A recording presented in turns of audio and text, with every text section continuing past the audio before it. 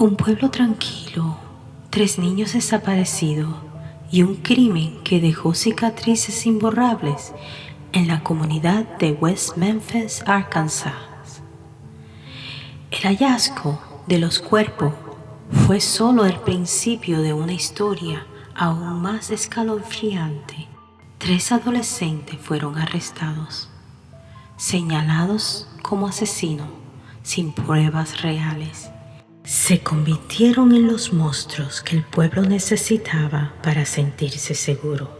Pero, ¿qué pasaría si les dijera que los verdaderos culpables nunca fueron llevados ante la justicia?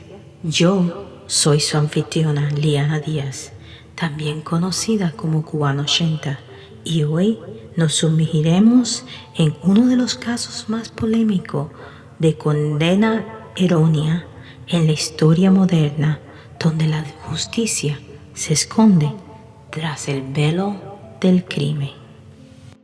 El 5 de mayo de 1993, 3 niños de 8 años, Christopher Byers, Michael Moore y Stevie Brand, salieron a jugar en su vecindario en West Memphis, Arkansas, pero nunca regresaron a casa.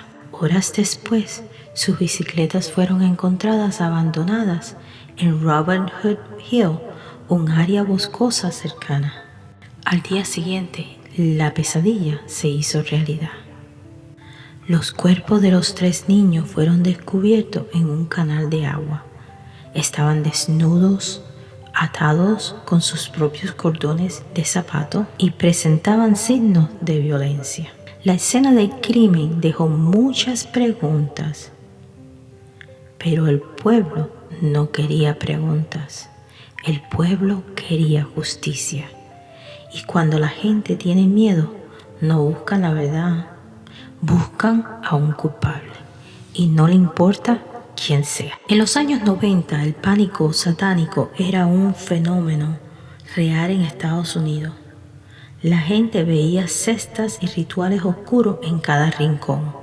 Y la policía de West Memphis no tardó a construir una narrativa aterradora. Los asesinos habían sido parte de un ritual satánico. 3 sospechosos aparecieron casi de inmediato. Damian Enoch, un joven de 18 años que vestía de negro y leía sobre ocultismo. Jason Baldwin, de 16 años, amante del arte y la música metal.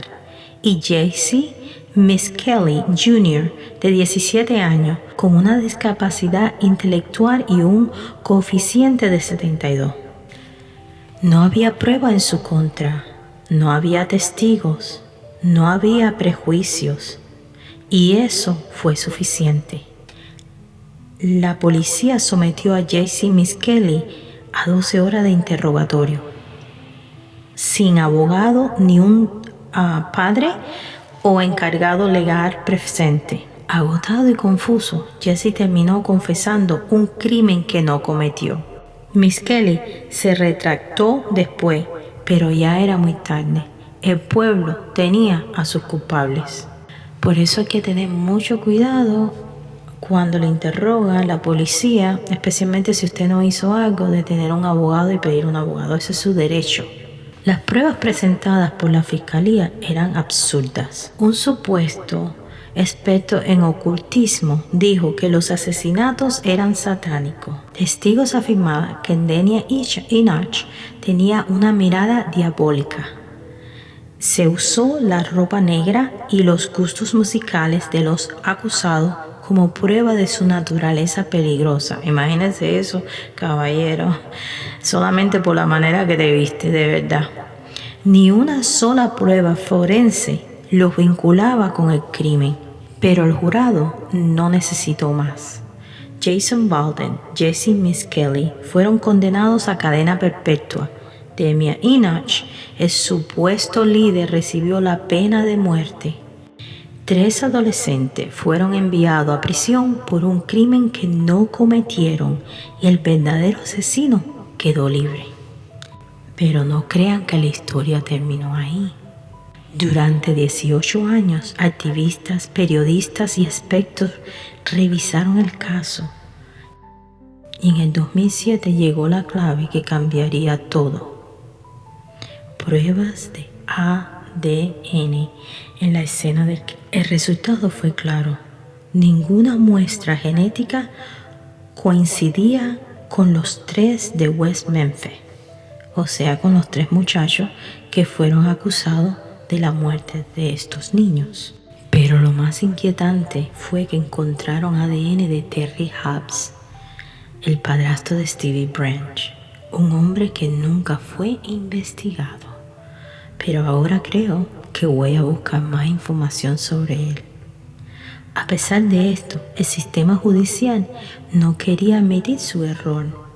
En el 2011, los 3 jóvenes acusados lograron salir de prisión, pero con una condición absurda: aceptar un acuerdo legal llamado Declaración Harford. Yo nunca había oído de esto, así que me entero qué es esto, y todos nos vamos a enterar que es una declaración Harford.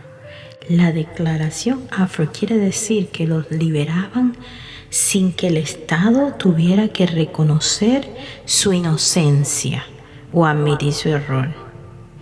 Después de casi 2 décadas en prisión, salieron libres. Pero según la declaración Harford, siguen siendo culpables en los ojos de la ley. Fíjese usted. Y ustedes quisieran saber, ¿dónde están esos 3 muchachos hoy? Bueno, esto es muy interesante. Damien Enach pasó casi 20 años en prisión esperando la muerte, ¿verdad? Como habíamos dicho. Ahora es un escritor y activista por los derechos de los condenados erróneamente.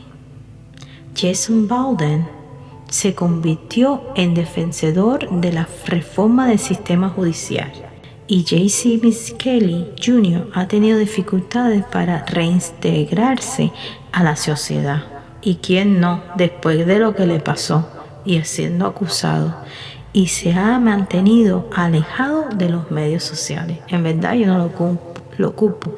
¿Qué creen ustedes de eso? El caso de hoy no es solo un caso de asesinato. Es un caso sobre cómo la justicia puede fallar cuando se deja llevar por el miedo.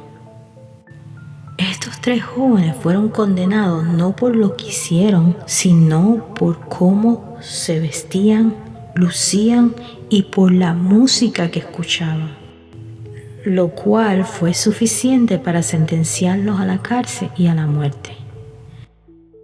Y nos deja con una pregunta en mente: ¿cuántos más han sido castigados sin pruebas reales?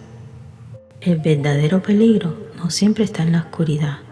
A veces, el verdadero monstruo viste traje, sostiene un martillo de juez y dice quién merece justicia y quién no.